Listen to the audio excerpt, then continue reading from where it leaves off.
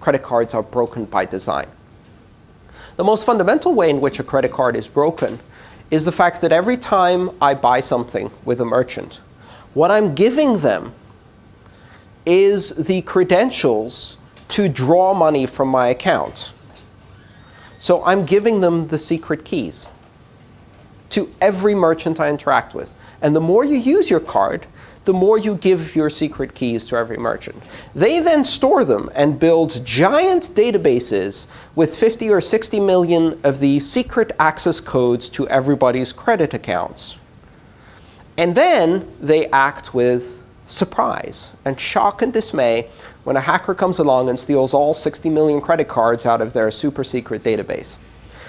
And there are two types of companies in this world. There are companies that have failed to protect their databases of credit cards and have been hacked. And there are companies that will fail to protect their databases and get hacked in the future. No one can stop this from happening.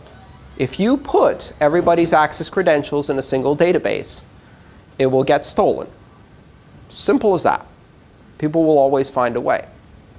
Credit cards are broken by design because every time you do a credit card transaction, what you're doing is you're opening a channel that allows that merchant or anyone who gets that information to do a pull request, to pull from your account. But credit cards are also broken by design in another very fundamental way, which is that the credit card information doesn't stand alone. It is connected to your identity. And in order to execute a transaction, you have to provide your identifying information. You have to provide a name. You have to provide an address. You have to provide additional information. In many cases, and in many countries, it's not uncommon to also provide a tax number or date of birth for almost every online commerce credit card transaction. So what that means is that now you're not just exposing the credentials that can pull from your account, you're also exposing elements of your identity.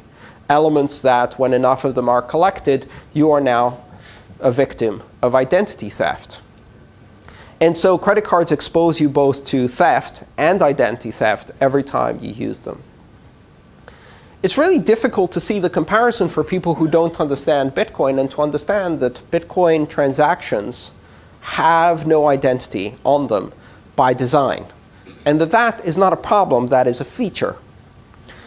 And that when you execute a Bitcoin transaction, the transaction itself gives the specific amount of value to the merchant and nothing else. And by having that transaction, they can't go back and charge your account again. They can't pull money from your account again, because you pushed a specific value to them. That's what you signed for. You can't forge that signature. So Bitcoin doesn't expose you to theft, and it doesn't expose you to identity theft, which means that when you operate with Bitcoin, all of the rules of the game change.